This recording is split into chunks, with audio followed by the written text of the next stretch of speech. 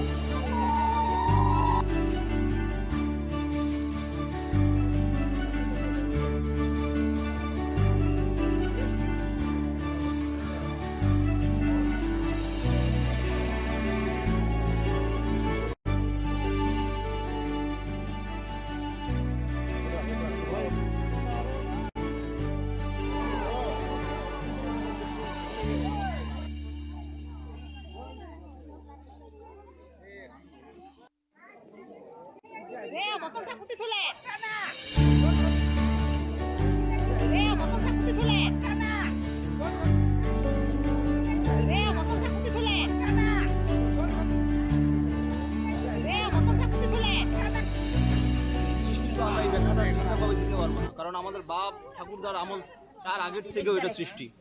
কারণ এখন প্রচারটা হয়েছে 5 থেকে 7 বছর হইল, আর ছেলেমেয়েরা কিসের থেকে মানে এই যে প্রচারের পর থেকে যে মানে আয়োজন করছে তাতে আরও প্রচারটা বৃদ্ধি পাচ্ছে, আরও প্রচারটা ভালো হচ্ছে, আর এত লোকজন এই সমাগম হচ্ছে।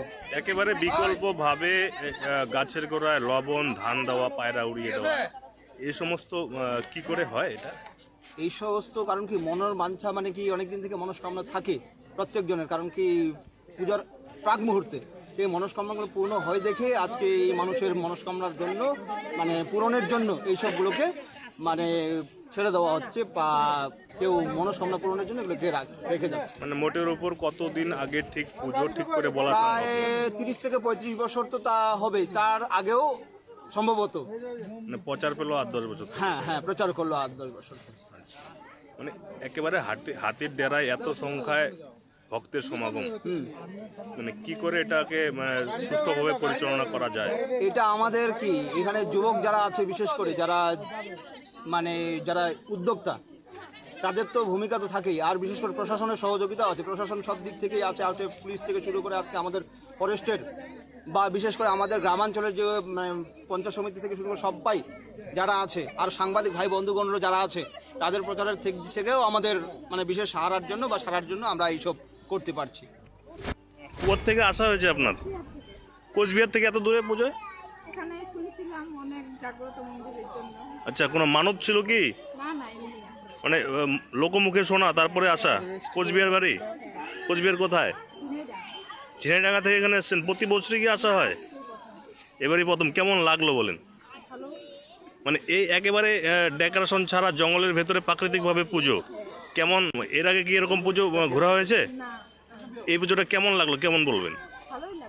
আচ্ছা, এখান থেকে এত সুন্দর পরিবেশ, এত লোকের সমাগমন, আস্তে আস্তে ভিড় বাড়ছে। আমি দীর্ঘ বছর থেকে এখানে আসি, এখন দেখলাম আগে প্রথম দিকে এত লোক আসতো না, এখন গত বছরও ছিলাম প্রচুর লোক, আজকে প্রচুর লোকের সমাগম, ভক্তদের ঢল নামেছে, ভক্তদের প্রচণ্ড ভিড় এই হাতির ডেরাতে। এখানে দেখলাম ফরেস্ট ডিপার্টমেন্ট সিকিউরিটি পর্যন্ত আছে, ওনার মতো ডিউটি করছে, ওনাদের 4টা পর্যন্ত ডিউটি আছে এখানে। লাস্ট কত বছর থেকে আসা হয় এই পুজোতে? হ্যাঁ, লাস্ট আমার 15 বছর থেকে আসা হয়। আচ্ছা, মানে প্রতি বছরই আসছেন, মিস করছেন না? মাঝখানে মিস গিয়েছিল কিছু, 2-4 বছর মাঝখানে মিস গিয়েছিল। এখন রেগুলার আমি 3 বছর থেকে আসছি এখানে।